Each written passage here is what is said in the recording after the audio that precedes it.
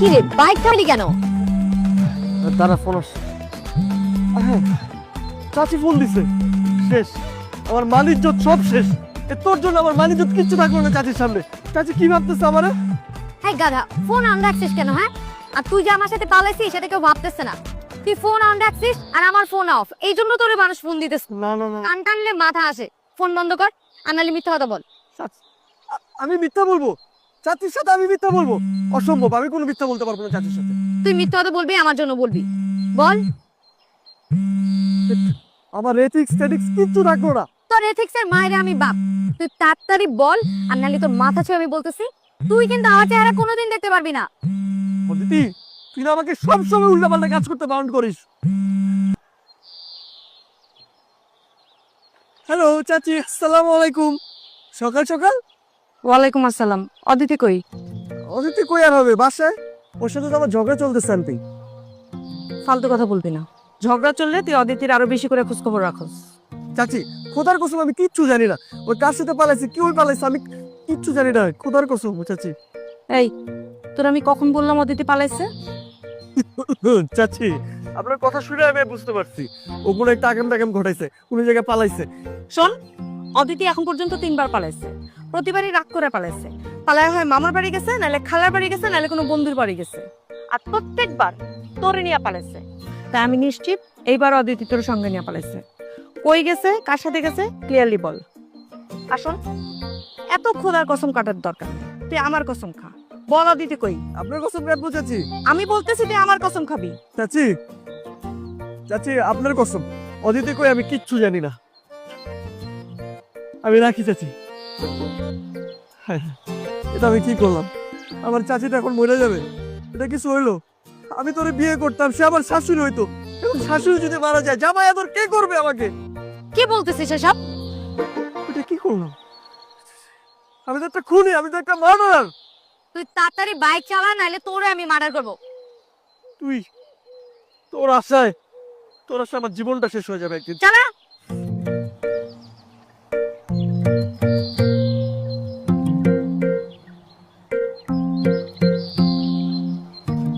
কি বলে, কি বলে? ও জানে না। ও মনে হয় মিথ্যা কথা বলতেছে। ওর জানার কথা বাবা, জানার কথা না। তুই বেশি প্যাকটানি করিস, তুই সব জানিস। আমাকে তো বলে নাই, আমি কিভাবে জানবো বাবা? টাকা বের করে দিলে তুমি সব জানবা।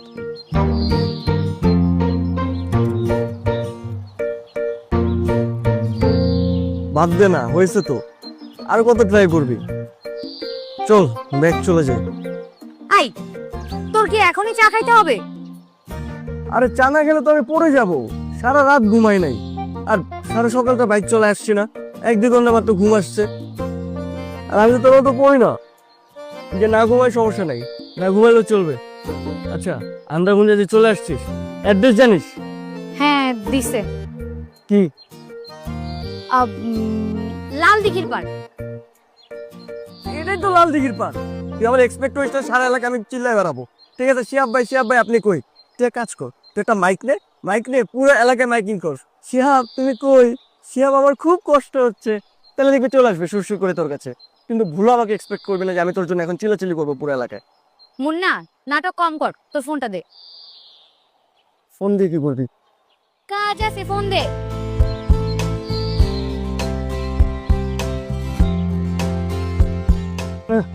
নে। রাখ ফোন।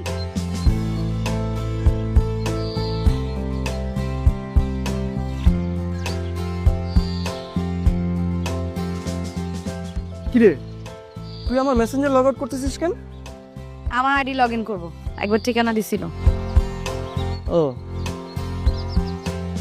তুই এত স্ক্রল করতেছিস কেন? তুই 3 মাসে এত কথা বলছিস, তুই তো আমার সাথে 10 বছর এত কথা বলছ নাই। এই যে পাইছি, লাল দিঘির পার, ময়লাপোতার মোড়, সিটি ক্লিনিকের পাশে। চল। আমিও পাইছি। কি? আমার লাশ ওই ময়লাপোতার মধ্যে, আমার লাশ চপুইতে রাখিস, বুঝছিস? আর যদি বাইচে যায় তাহলে ক্লিনিকে নিয়ে ভর্তি করাই দিস। আচ্ছা ঠিক আছে, তাই করবো। চল। কি? চল না বাবা।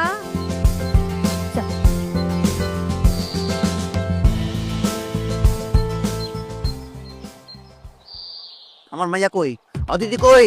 চাচা অদিতি কই, আমি কি করে বলবো? ও তো তোর সাথে পালাইছে।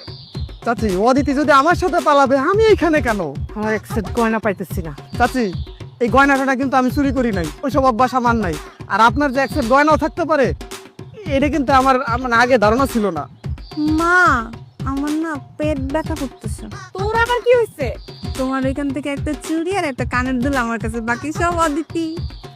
এই রাব্বি, সব সময় তোর সাথে মুন্না থাকে, মুন্নারে কাইল হইতে পাওয়া যাচ্ছে না। মুন্না কোথায়? আর শোন, মুন্নারে যদি না পাই, তোরে কাইটে একেবারে গাঙ্গে ভাসা দেবো, বুঝলি?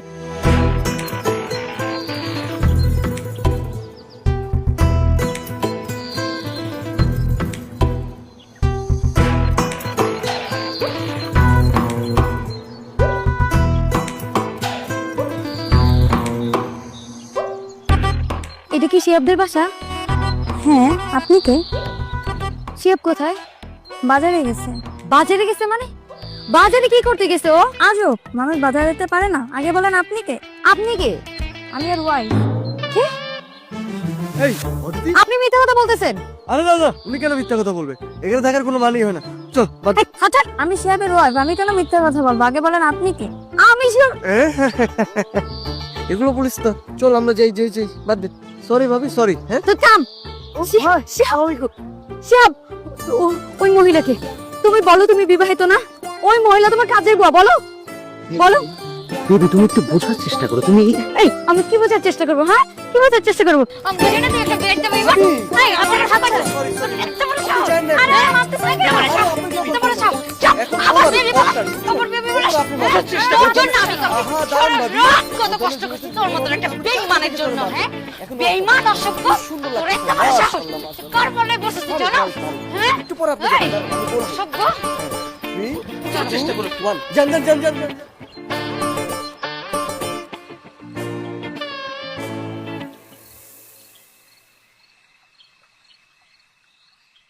কি রে, তুই ভেবে হাসতেছিস কেন?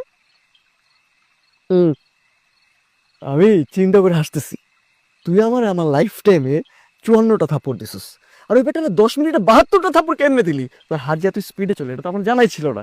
যদি গিনেস বুকে কোনো যদি রেকর্ড থাকতো, তাহলে তুই কনফার্ম সেটা পাইতি।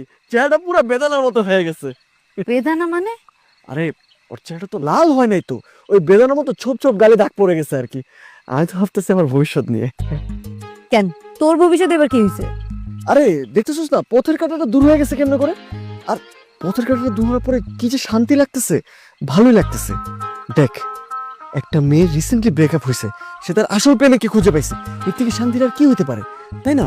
আর ব্রেকআপের পর সে বুঝতে পারতেছে কে তার আসল প্রেমিক, তাই না? এখন তো তার ভ্যালুটা বুঝতে পারার কথা।